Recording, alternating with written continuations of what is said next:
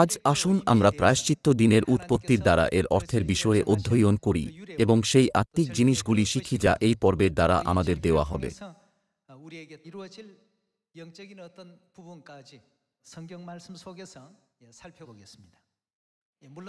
প্রায়শ্চিত্ত দিনের মধ্যে আমাদের পাপ ক্ষমা করার অর্থ আছে। আমাদের আরও মনে রাখা উচিত যে আমাদের পিতা ও মাতা আমাদের পাপের কারণে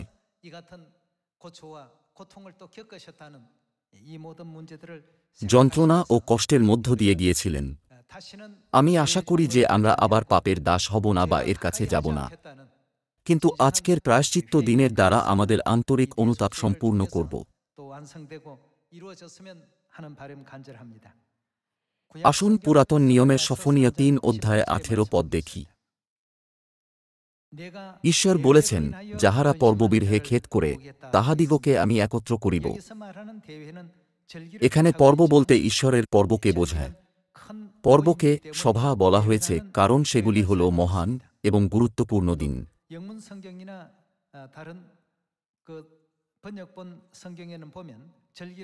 যাহারা পর্ববিরহে খেদ করে তাহাদিগকে আমি একত্র করিব, তাহারা তোমা হইতে উৎপন্ন, তাহারা ধিক্কারে ভারগ্রস্ত। দেখো, যে সকল লোক তোমাকে দুঃখ দেয়, সেই সময় আমি তাহাদের প্রতি যাহা করিবার তাহা করিব, আর আমি খঞ্জাকে পরিত্রাণ করিব ও দূরীকৃতাকে সংগ্রহ করিব, এবং যাহাদের লজ্জা সমস্ত পৃথিবীতে ব্যাপিয়াছে, আমি তাহাদিগকে প্রশংসার ও কীর্তির পাত্র করিব। সেই সময় আমি তোমাদিগকে আনিব, সেই সময় তোমাদিগকে সংগ্রহ করিব, কারণ আমি পৃথিবীস্থ সমস্ত জাতির মধ্যে তোমাদিগকে কীর্তির ও প্রশংসার পাত্র করিব, কেননা তখন আমি তোমাদের দৃষ্টিগোচরে তোমাদিগকে বন্দিদশা হইতে ফিরাইয়া আনিব, ইহা সদাপ্রভু কহেন। ঈশ্বরের লোকেরা যারা পর্ব পালন করে, ঈশ্বর নবী সফনিয়ার দ্বারা প্রতিজ্ঞা ও ভবিষ্যদ্বাণী করেছিলেন যে তিনি আমাদের একত্র করবেন এবং আমাদের জগতের থেকে প্রশংসা ও সম্মান পেতে দেবেন।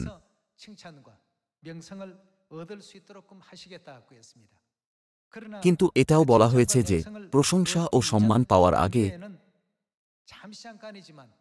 আমরা কখনো কখনো লজ্জিত হব এবং কষ্টের মধ্য দিয়ে যাব, যদিও সেগুলি হল ছোট এবং ক্ষণস্থায়ী। আমাদের উপর যতই কষ্ট আসুক না কেন, আসুন আমরা ঈশ্বরের ব্যবস্থা ও আজ্ঞাকে হালকাভাবে না নিই এবং আমাদের জন্য ঈশ্বরের মহান প্রায়শ্চিত্তের প্রেম ও অনুগ্রহকে ভুলে না যাই।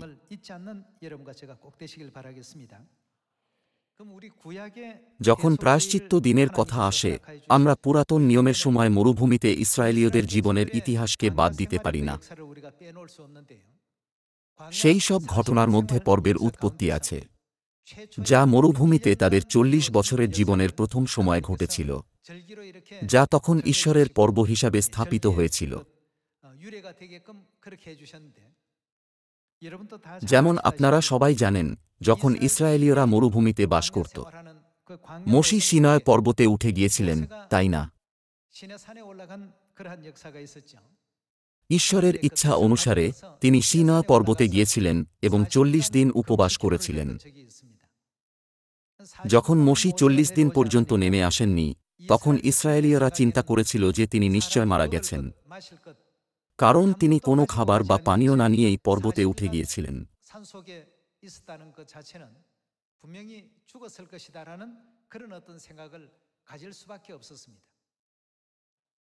তারা ভেবেছিল আমরা আমাদের নেতাকে হারিয়েছি এবং বলেছিল, তাহলে এসো আমরা একজন নেতা নিযুক্ত করি যিনি আমাদের কনানে নিয়ে যাবেন। এসো একটা দেবতা বানাই। তাই তারা বাছুরের আকৃতিতে একটা সোনার মূর্তি তৈরি করেছিল। তারা একটা সোনার বাছুরের প্রতি নিজেদের অশুদ্ধ করেছিল, ভোজন পান করেছিল এবং এর চারপাশে নাচ করে খেলা করেছিল। এর দ্বারা তাদের উপর ঈশ্বরের বিশাল ক্রোধ নেমে এসেছিল। লোকেদের মূর্তি পূজা করতে দেখে মোশি তার হাত থেকে ফলক দুটি ফেলে দিয়েছিলেন এবং পর্বতের পাদদেশে সেগুলিকে টুকরো টুকরো করে ভেঙে দিয়েছিলেন। সোনার বাছুরকে পূজা করার পাপের কারণে সেই দিন ইসরায়েলীয়দের মধ্যে ৩,০০০ জন মারা গিয়েছিল এবং ইসরায়েলীয়রা অবশেষে বুঝতে পেরেছিল যে তাদের পাপ কি ছিল।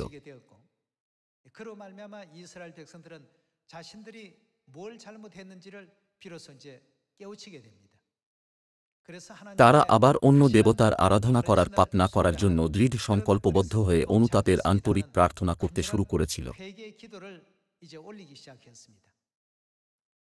ঈশ্বর তাদের অনুতাপ দেখেছিলেন এবং মোশিকে সিনয় পর্বতে আসতে বলেছিলেন, দ্বিতীয়বার তাদের 10 আজ্ঞা দেওয়ার জন্য।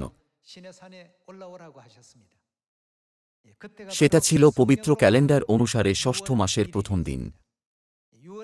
ষষ্ঠ মাসের প্রথম দিনে মোশি দ্বিতীয়বার সিনয় পর্বতে গিয়েছিলেন এবং আবার 40 দিন উপবাস করেছিলেন। আজ হল সেই দিন যখন 40 দিনের উপবাস শেষ হয়েছিল। এটা হল পবিত্র ক্যালেন্ডার অনুসারে সপ্তম মাসের 10ম দিন, প্রায়শ্চিত্ত দিন। যেহেতু ঈশ্বর ইসরায়েলীয়দের 10 আজ্ঞা একটি চিহ্ন হিসাবে দিয়েছিলেন যে তিনি ইসরায়েলীয়দের সমস্ত পাপ ক্ষমা করেছিলেন, তাই এটা তাদের জন্য অনেক আনন্দের দিন ছিল। তাদের সমস্ত পাপ ও দোষ ঈশ্বরের দ্বারা ক্ষমা করা এবং প্রায়শ্চিত্ত করা হয়েছিল। তাই এটা তাদের জন্য একটা আনন্দের দিন ছিল।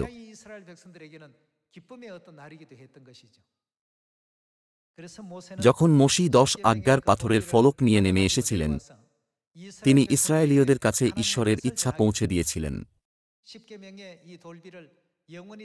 ঈশ্বরের কুটির অর্থাৎ 10 আজ্ঞার পাথরের ফলক রাখার জন্য তাম্বু নির্মাণ করার ঈশ্বরের আজ্ঞা পালন করে তারা পবিত্র ক্যালেন্ডার অনুসারে সপ্তম মাসের 15 তারিখ থেকে তাম্বুর জন্য সামগ্রী একত্র করতে শুরু করেছিল। তাম্বুর জন্য সামগ্রী একত্র করা এবং এটা সম্পূর্ণ করা তাদের 40 বছরের মরুভূমিতে থাকার প্রথম সময় হয়েছিল। ইসরায়েলীয়দের এটা মনে রাখার জন্য যে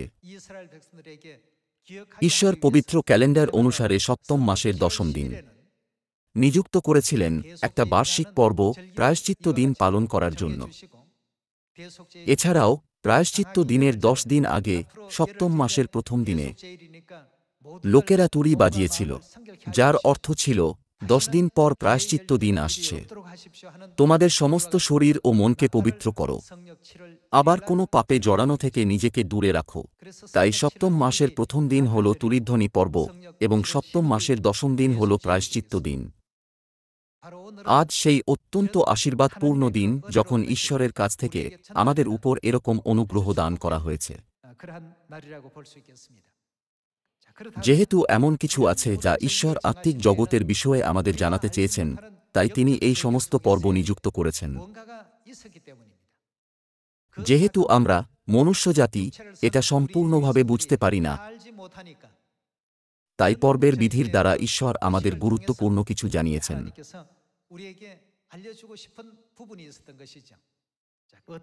আসুন আমরা লেবীয় পুস্তক 16 অধ্যায়ে প্রায়শ্চিত্ত দিনের মধ্যে থাকা ঈশ্বরের ইচ্ছাকে খুঁজে দেখি। আসুন লেবীয় পুস্তক 16 অধ্যায় 5 পদে যাই। পরে সে ইসরায়েল সন্তানগণের মণ্ডলীর নিকটে পাপার্থক বলিরূপে 2টি ছাগ ও হোমার্থে একটি মেষ লইবে। আর হারন আপনার জন্য পাপার্থক বলির গোবৎস আনয়ন করিয়া নিজের ও নিজ কুলের নিমিত্ত প্রায়শ্চিত্ত করিবে। পরে সেই 2টি ছাগ লইয়া সমাগমতাম্বুর দ্বারসীমীতে সদাপ্রভুর সম্মুখে উপস্থিত করিবে। পরে হারন ওই 2টি ছাগের বিষয়ে গুলিবাঁট করিবে, এক গুলি সদাপ্রভুর নিমিত্তে ও অন্য গুলি ত্যাগের নিমিত্তে হইবে। প্রায়শ্চিত্ত দিনের একটি সবথেকে গুরুত্বপূর্ণ বিধি হল মহাযাজক বছরে একবার অতি পবিত্র স্থানে প্রবেশ করেন এবং অতি পবিত্র স্থানে পশুর রক্ত ছিটিয়ে দেয়। প্রায়শ্চিত্ত করার বিধি বছরে একবার সম্পন্ন করা হয়।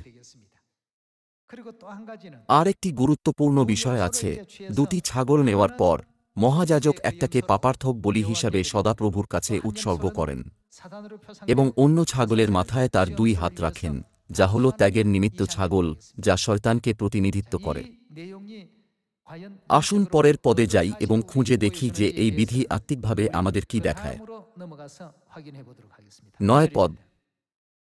গুলিবাদ দ্বারা যে ছাগ সদাপ্রভুর নিমিত্তে হয়, হারুন তাহাকে লইয়া পাপার্থে বলিদান করিবে। কিন্তু গুলিবাদ দ্বারা যে ছাগ ত্যাগের নিমিত্তে হয়, সে যেন ত্যাগের নিমিত্তে প্রান্তরে প্রেরিত হইতে পারে, তন্নিমিত্ত তাহার জন্য প্রায়শ্চিত্ত করণার্থে সদাপ্রভুর সম্মুখে তাহাকে জীবিত উপস্থিত করিতে হইবে। পরে হারুন আপনার পাপার্থক বলির গোবৎস আনিয়া নিজের ও নিজ কুলের নিমিত্তে প্রায়শ্চিত্ত করিবে, ফলত সে আপনার পাপার্থক বলি সেই গোবৎসকে হনন করিবে। আর সদাপ্রভুর সম্মুখ হইতে, বেদীর উপর হইতে, প্রজ্বলিত অঙ্গারে পূর্ণ অঙ্গারধানী ও এক মুষ্টি চূর্ণীকৃত সুগন্ধি ধূপ লইয়া তিরস্করিণীর ভিতরে যাইবে। আর ওই ধূপ সদাপ্রভুর সম্মুখে অগ্নিতে দিবে, তাহাতে সাক্ষ্যসিন্ধুকের উপরিস্থ পাপাবরণ ধূপের ধূমমেঘে আচ্ছন্ন হইলে সে মরিবে না। পরে সে ওই গোবৎসের কিঞ্চিত রক্ত লইয়া পাপাবরণের পূর্ব পার্শ্বে অঙ্গুলি দ্বারা ছিটাইয়া দিবে, এবং অঙ্গুলি দ্বারা পাপাবরণের সম্মুখে ওই রক্ত 7 বার ছিটাইয়া দিবে। পরে সে লোকদের পাপার্থক বলির ছাগটি হনন করিয়া তাহার রক্ত তিরস্করিণীর ভিতরে আনিয়া যেমন গোবৎসের রক্ত ছিটাইয়া দিয়াছিল, সেইরূপ তাহারও রক্ত লইয়া করিবে, পাপাবরণের উপরে ও পাপাবরণের সম্মুখে তাহা ছিটাইয়া দিবে। আর ইসরায়েল সন্তানগণের নানাবিধ অসুচিতা ও অধর্ম অর্থাৎ সর্ববিধ পাপ প্রযুক্ত সে পবিত্র স্থানের জন্য প্রায়শ্চিত্ত করিবে, এবং যে সমাগমতাম্বু তাহাদের সহিত তাহাদের নানাবিধ অশৌচের মধ্যে বস্তি করে, তাহার নিমিত্তে সে তদ্রূপ করিবে। আর প্রায়শ্চিত্ত করিবার জন্য পবিত্র স্থানে প্রবেশ করা অবধি যে পর্যন্ত সে বাহির না হয়, এবং আপনার ও নিজ কুলের এবং সমস্ত ইসরায়েল সমাজের নিমিত্তে প্রায়শ্চিত্ত সমাপ্ত না করে, সেই পর্যন্ত সমাগমতাম্বুতে কোনো মনুষ্য থাকিবে না। সে নির্গত হইয়া সদাপ্রভুর সম্মুখবর্তী বেদীর নিকটে গিয়া তাহার জন্য প্রায়শ্চিত্ত করিবে, এবং সেই গোবৎসের কিঞ্চিত রক্ত ও ছাগের কিঞ্চিত রক্ত লইয়া বেদীর চারিদিকে শৃঙ্গের উপরে দিবে। আর সে রক্তের কিয়দংশ লইয়া আপন অঙ্গুলি দ্বারা তাহার উপরে 7 বার ছিটাইয়া দিয়া তাহা সূচি করিবে, ও ইসরায়েল সন্তানগণের অশৌচ হইতে তাহা পবিত্র করিবে। এইরূপে সে পবিত্র স্থানের, সমাগমতাম্বুর ও বেদীর জন্য প্রায়শ্চিত্ত কার্য সমাপ্ত করিলে পর সেই জীবিত ছাগটি আনিবে। পরে হারুন সেই জীবিত ছাগের মস্তকে আপনার 2 হস্ত অর্পণ করিবে, এবং ইসরায়েল সন্তানগণের সমস্ত অপরাধ ও তাহাদের সমস্ত অধর্ম অর্থাৎ তাহাদের সর্ববিধ পাপ তাহার উপরে স্বীকার করিয়া সে সমস্ত ওই ছাগের মস্তকে অর্পণ করিবে। পরে যে প্রস্তুত হইয়াছে, এমন লোকের হস্ত দ্বারা তাহাকে প্রান্তরে পাঠাইয়া দিবে। আর ওই ছাগ নিজের উপরে তাহাদের সমস্ত অপরাধ বিচ্ছিন্ন ভূমিতে বহিয়া লইয়া যাইবে, আর সেই ব্যক্তি ছাগটিকে প্রান্তরে ছাড়িয়া দিবে।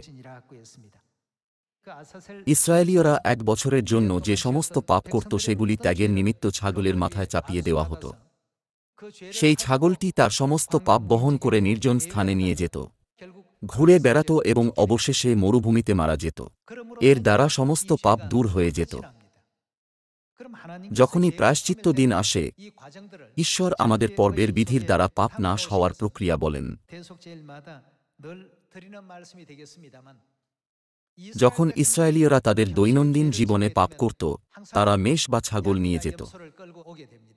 তারা সেগুলি যাজকদের কাছে নিয়ে যেত এবং তাদের সমস্ত পাপ স্বীকার করত। তাহলে তাদের সমস্ত পাপ কার কাছে স্থানান্তরিত হতো? সেগুলি মেষ বা ছাগলের কাছে স্থানান্তরিত হতো। তারপর যাজক সেই জায়গায় মেষ বা ছাগল বলি করত। পশু বলি করার পর যাজক রক্ত ছিটিয়ে দিত, এবং তখন পাপীর পাপ পশুর কাছে চলে যেত। সেই পাপ যা পশুর কাছে স্থানান্তরিত হতো, সেটা 1 বছরের জন্য পবিত্র স্থানে রাখা হতো। পবিত্র স্থান পাপ বহন করত। যদিও এটা হলো সেই পাপী যে পাপ করেছে, তবুও সেই পাপ পশুর দ্বারা বহন করা হতো।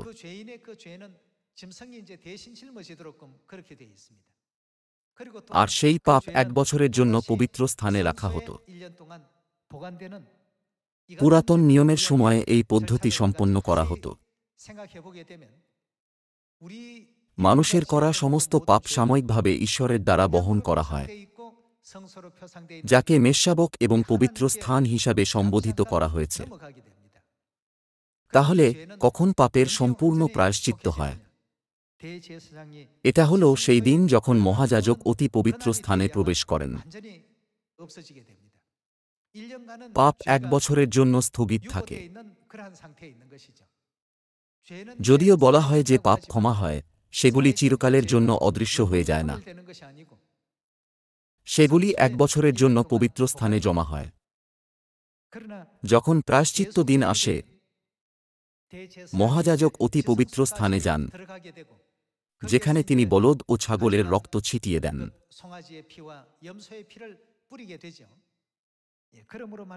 যেদিন তিনি অতি পবিত্র স্থানে প্রবেশ করেন এবং বের হয়ে আসেন, তখন 1 বছর ধরে পবিত্র স্থানে থাকা সমস্ত পাপ কার কাছে চলে যায়। যখন তিনি ত্যাগের নিমিত্ত ছাগলের উপর তার হাত রেখে প্রার্থনা করেন, তখন সমস্ত পাপ পবিত্র স্থানে চলে যায়। শুধুমাত্র যেহেতু ঈশ্বর বলেছেন আমরা ক্ষমা পেয়েছি, এর মানে এই নয় যে আমাদের পাপ সঙ্গে সঙ্গেই অদৃশ্য হয়ে যায়। এই প্রক্রিয়ার দ্বারা আমাদের পাপের প্রায়শ্চিত্ত হয়। ত্যাগের নিমিত্ত ছাগল লোকেদের সমস্ত পাপ বহন করে এবং একটা নির্জন জায়গায় ঘুরে বেরিয়ে পড়ে মারা যায়।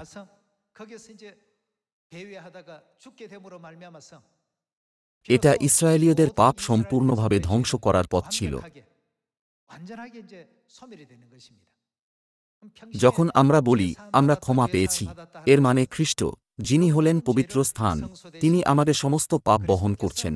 এর মানে এই নয় যে পাপ তখনই সম্পূর্ণভাবে অদৃশ্য হয়ে যায়। অবশ্যই পাপ আর পাপীদের কাছে থাকে না, তাই পাপীরা হালকা অনুভব করতে পারে। কিন্তু খ্রিস্ট সমস্ত পাপ বহন করেন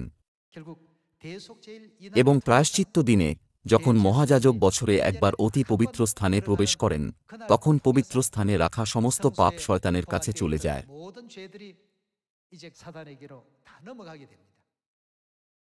শয়তান হল পাপের কারণ। সে ঘুরে বেড়ায় এবং শেষে পাপের দায় নিয়ে মারা যায়। পাপ তার উৎপত্তিস্থলে ফিরে যায় এবং সম্পূর্ণভাবে নাশ হয়ে যায়। পুরাতন নিয়মের প্রায়শ্চিত্ত দিনের বিধির দ্বারা ঈশ্বর আমাদের প্রক্রিয়াটিকে বুঝতে দিয়েছেন। তাহলে পবিত্র স্থান কাকে সম্বোধিত করে? আসুন জিরমীয় 17 অধ্যায় দেখি। জিরমীয় 17 অধ্যায় 12 পদ পড়ি। আদিকাল হইতে উচ্চে অবস্থিত প্রতাপসিংহাসন আমাদের ধর্মধামের স্থান। হে সদাপ্রভু, ইসরায়েলের প্রত্যাশাভূমি। ঈশ্বর হলেন আমাদের কি? আমাদের পবিত্র স্থান। সাধারণ দিনগুলিতে ইসরায়েলীয়দের সমস্ত পাপ পবিত্র স্থানে স্থানান্তরিত হতো। পাপের বোঝা, তিক্ততা এবং যন্ত্রণা ঈশ্বরের কাছে চলে যেত, যিনি হলেন পবিত্র স্থান।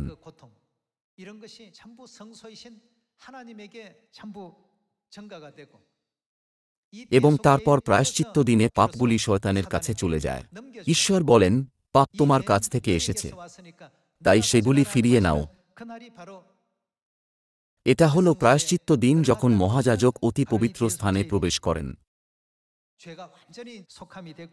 যখন আমাদের পাপ সম্পূর্ণভাবে ক্ষমা, নাশ এবং অদৃশ্য হয়ে যায়।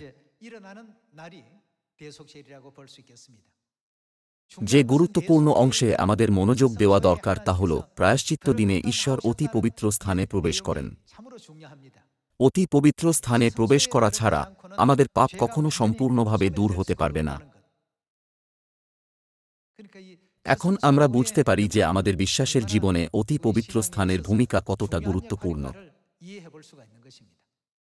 প্রায়শ্চিত্ত দিন পর্যন্ত পবিত্র স্থান পাপের সমস্ত ভারী বোঝা বহন করে, কিন্তু যেদিন মহাযাজক অতি পবিত্র স্থানে প্রবেশ করেন, তখন পাপগুলি শয়তানের কাছে স্থানান্তরিত হয়।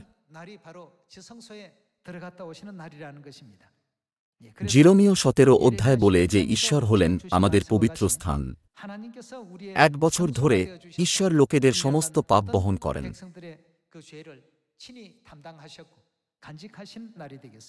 আসুন যোহন 1 অধ্যায় 29 পদ পড়ি। পরদিন তিনি যিশুকে আপনার নিকটে আসিতে দেখিলেন আর কহিলেন, ওই দেখো, ঈশ্বরের মেষশাবক, যিনি জগতের পাপভার লইয়া যান। বাপ্তিস্মদাতা যোহন যিশুকে ঈশ্বরের মেষশাবক, যিনি জগতের পাপ নিয়ে যান, বলে বর্ণনা করেছেন।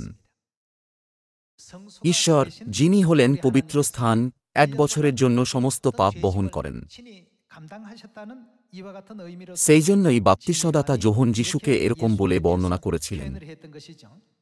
আমাদের পাপ বহন করার জন্য ঈশ্বরকে অনেক কষ্ট ভোগ করতে হয়েছে। আমরা এটাকে হালকাভাবে চিন্তা করতে পারি যেহেতু আমরা সাধারণভাবে বলি যে পাপ রাখা হয়েছে বা বহন করা হয়েছে, কিন্তু আমাদের পাপ বহন করা হল খুবই কঠিন কাজ। এটা যিশাইয় 53 অধ্যায়ে ব্যাখ্যা করা হয়েছে। যিশাইয় 53 অধ্যায়ে এক পদ পড়ি, আমরা যাহা শুনিয়াছি তাহাকে বিশ্বাস করিয়াছে। সদাপ্রভুর বাহু কাহার কাছে প্রকাশিত হইয়াছে, কারণ তিনি তাহার সম্মুখে চারার ন্যায় এবং শুষ্ক ভূমিতে উৎপন্ন মূলের ন্যায় উঠিলেন। তাহার এমন রূপ কি শোভা নাই যে তাহার প্রতি দৃষ্টি করি, এবং এমন আকৃতি নাই যে তাহাকে ভালোবাসি। তিনি অবজ্ঞাত ও মনুষ্যদের ত্যায্য, ব্যথার পাত্র ও যাতনা পরিচিত হইলেন। লোকে যাহা হইতে মুখ আচ্ছাদন করে তাহার ন্যায় তিনি অবজ্ঞাত হইলেন, আর আমরা তাহাকে মান্য করি নাই।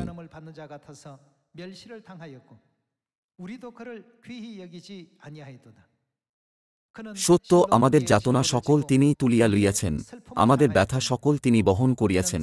তবু আমরা মনে করিলাম তিনি আহত, ঈশ্বর কর্তৃক প্রহারিত ও দুঃখার্ত। কিন্তু তিনি আমাদের অধর্মের নিমিত্ত বিদ্ধ, আমাদের অপরাধের নিমিত্ত চূর্ণ হইলেন। ঈশ্বর বিদ্ধ, চূর্ণ, তুচ্ছ, আহত হয়েছিলেন এবং দুঃখ ভোগ করেছিলেন। কিন্তু আমরা ঈশ্বরের প্রতি কৃতজ্ঞ বোধ করিনি যিনি আমাদের পাপ ক্ষমা করেন, আমরা তাকে সম্মান করিনি।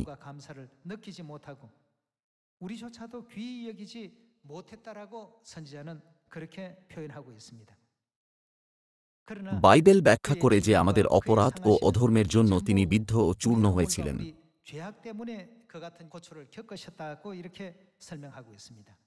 আসুন 6 পদ থেকে অনবরত দেখি। আমরা সকলে মেষগণের ন্যায় ভ্রান্ত হইয়াছি, প্রত্যেকে আপন আপন পথের দিকে ফিরিয়াছি, আর সদাপ্রভু আমাদের সকলকার অপরাধ তাহার উপরে বর্তাইয়াছেন। ইসরায়েলীয়রা তাদের প্রতিদিনের করা পাপ মেষশাবকের কাছে স্থানান্তরিত করত। অবশেষে মেষশাবক বলি করা হতো এবং তাদের রক্ত পবিত্র স্থানে স্থানান্তরিত হতো, যার মানে পাপ পবিত্র স্থানে স্থানান্তরিত হতো। পবিত্র স্থান 1 বছর ধরে পাপ জমা করত। প্রায়শ্চিত্ত দিনে যখন মহাযাজক বছরে একবার অতি পবিত্র স্থানে প্রবেশ করেন, আমাদের সমস্ত পাপ চিরকালের জন্য ক্ষমা হয়। ধরুন আপনি পবিত্র ক্যালেন্ডার অনুসারে প্রথম মাসের 1 তারিখে পাপ করেছেন, এর মানে আপনাকে সপ্তম মাসের 10ম দিন পর্যন্ত অপেক্ষা করতে হবে। শুধুমাত্র তাহলেই আপনার পাপ সম্পূর্ণভাবে দূর হয়ে যাবে। সেই দিন পর্যন্ত কে পাপের ভার বহন করবে? পবিত্র স্থান। খ্রিস্ট, যিনি হলেন পবিত্র স্থান, তিনি সমস্ত কষ্ট ও যন্ত্রণা বহন করেন। তাকে চাবুক মারা, থুথু দেওয়া হয়েছিল, বিশ্বাসঘাতকতা করা, আহত করা, কষ্ট দেওয়া, বিদ্ধ করা এবং চূর্ণ করা হয়েছিল।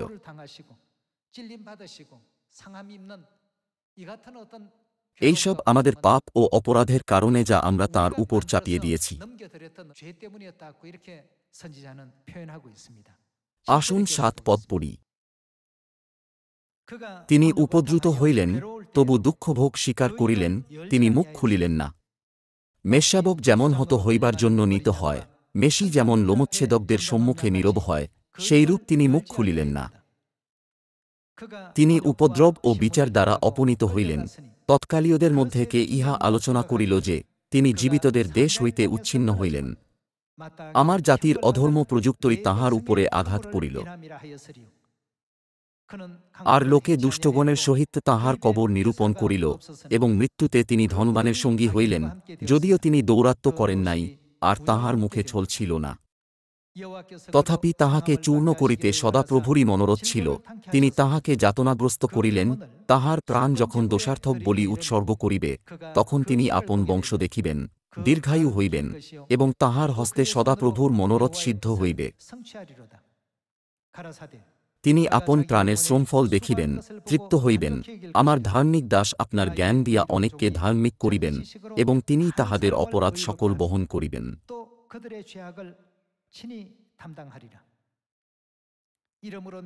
এই জন্য আমি মহানদিগের মধ্যে তাহাকে অংশ দিব।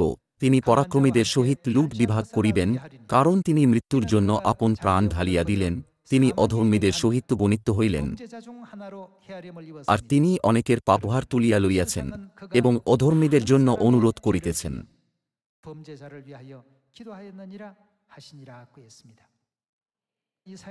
এটা দেখায় যে কিভাবে পবিত্র স্থানে আমাদের পাপ রাখা হয়েছিল এবং যিশাইয়ে 53 অধ্যায়ে বর্ণনা করে যে কিভাবে এটা বাস্তবে পূর্ণ হয়েছিল।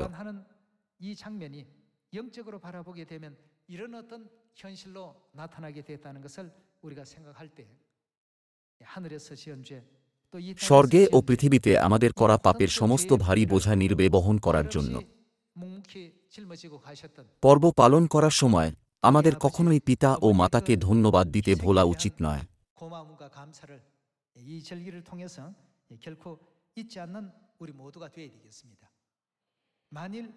ঈশ্বরের বলিদানের রক্ত ছাড়া আমরা কখনো পাপের ক্ষমা পেতে সক্ষম হতাম না।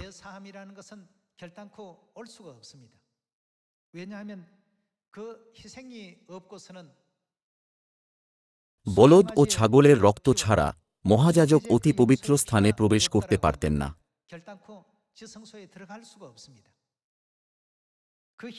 সেই বলিদান ও মৃত্যুর জন্য ধন্যবাদ, মহাযাজক অতি পবিত্র স্থানে প্রবেশ করতে পেরেছেন এবং শুদ্ধিকরণের বিধি পরিচালনা করতে পেরেছেন। পরিণামস্বরূপ পাপ সম্পূর্ণভাবে ত্যাগের নিমিত্ত ছাগলের কাছে অর্থাৎ শয়তান দিয়াবলের কাছে চলে যায়। আসুন ইফিসিয়ার পুস্তক দেখি। 1 অধ্যায় 7 পদ। যাহাতে আমরা কি তাহার রক্ত দ্বারা মুক্তি অর্থাৎ অপরাধ সকলের মোচন পাইয়াছি, ইহা তাহার সেই অনুগ্রহধন অনুসারে হইয়াছে। বলদ ও ছাগলের রক্ত, পাপবলির রক্ত ছাড়া এমনকি প্রায়শ্চিত্ত দিনেও কেউ অতি পবিত্র স্থানে প্রবেশ করতে পারত না।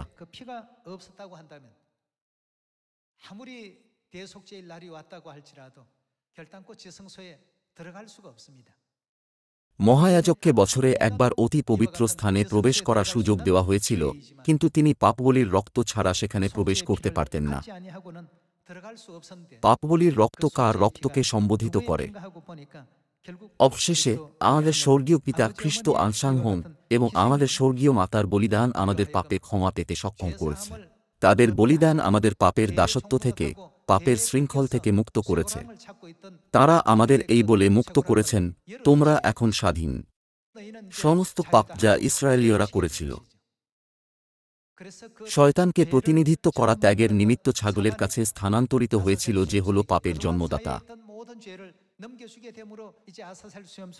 এবং ত্যাগের নিমিত্ত ছাগল মরুভূমিতে ঘুরে বেড়াত এবং মারা যেত, যাতে তাদের পাপ সম্পূর্ণভাবে দূর হয়ে যেত। ঈশ্বর প্রায়শ্চিত্ত দিনের বিধির মধ্যে এই প্রক্রিয়া স্থাপন করেছিলেন। আসুন প্রকাশিত বাক্য 20 অধ্যায় 10 পদ দেখি। আর তাহাদের ভ্রান্তিজনক দিয়াবল অগ্নি ও গন্ধকের হ্রদে নিক্ষিপ্ত হইল, যেখানে ওই পশু ও ভক্ত ভাববাদীও আছে। এবং তাদের কি হবে? আর তাহারা যুগ পর্যায়ের যুগে যুগে দিবারাত্র যন্ত্রণা ভোগ করিবে। শেষে শয়তান অতল গর্তে বদ্ধ হবে এবং ঈশ্বরের লোকেদের আর ভ্রান্ত করতে পারবে না। সেখানে শয়তান দিনরাত অনন্তকালের জন্য যন্ত্রণা ভোগ করবে। এই দৃশ্য ত্যাগের নিমিত্ত ছাগলের কষ্ট ও যন্ত্রণাকে প্রকাশ করে, যেটা নির্জন মরুভূমিতে ঘুরে বেড়াত। আর তাহাদের ভ্রান্তিজনক দিয়াবল অগ্নি ও গন্ধকের হ্রদে নিক্ষিপ্ত হইল, যেখানে ওই পশু ও ভক্ত ভাববাদীও আছে, আর তাহারা যুগ পর্যায়ের যুগে যুগে দিবারাত্র যন্ত্রণা ভোগ করিবে। আসুন আগের পদগুলি দেখি। 7 পদ বলে, সেই সহস্র বৎসর সমাপ্ত হইলে শয়তানকে তাহার কারা হইতে মুক্ত করা যাইবে। তাহাতে সে পৃথিবীর চারিকোণে স্থিত জাতিগণকে, গোগ ও মাগোগকে ভ্রান্ত করিয়া যুদ্ধে একত্র করিবার জন্য বাহির হইবে। তাহাদের সংখ্যা সমুদ্রের বালুকার তুল্য। তাহারা পৃথিবীর বিস্তার দিয়া আসিয়া পবিত্রগণের শিবির এবং প্রিয় নগরটি ঘেরিল। তখন স্বর্গ হইতে অগ্নি পড়িয়া তাহাদিগকে গ্রাস করিল।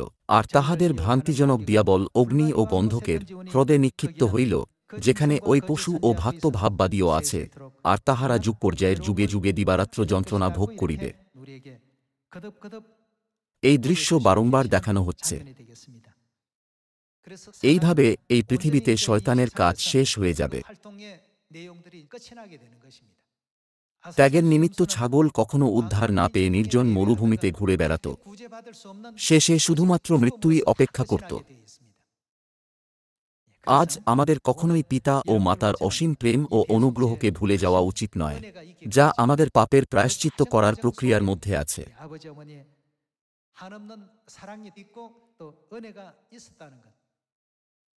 যদি পিতা ও মাতা শুধু পাপীদের একা মারা যেতে দিতেন, তাহলে তাঁরা আরও বেশি স্বর্গের মহিমা উপভোগ করতে পারতেন। কিন্তু তাঁরা তাদের মহিমাময় সিংহাসন ছেড়ে দিয়েছেন এবং আমাদের পাপ বহন করছেন। তাঁরা স্বর্গ থেকে এই পৃথিবীতে এসেছেন। এই পৃথিবীতে তাদের জীবন বিলাসবহুল বা মহিমাময় নয়। তারা সেবা পেতে আসেননি। পিতা ও মাতা যে সমস্ত যন্ত্রণা ও কষ্টের মধ্য দিয়ে গেছেন, সেটা আমাদের জন্য। প্রায়শ্চিত্ত দিন হল সেই দিন যখন আমরা পাপ থেকে মুক্ত হচ্ছি, তাই আমরা খুব খুশি। কিন্তু দৃশ্যের পিছনে আমাদের বদলে অন্য কাউকে দুঃখ ও যন্ত্রণার মধ্য দিয়ে যেতে হয়। আমাদের এটা মনে রাখা উচিত। এই আশা করে যে এই পর্বে আমরা পিতা ও মাতার অনুগ্রহের জন্য তাঁদের ধন্যবাদ ও মহিমা দেব। আমি আজকের উপদেশ সমাপ্ত করি। আপনাদের অনেক ধন্যবাদ।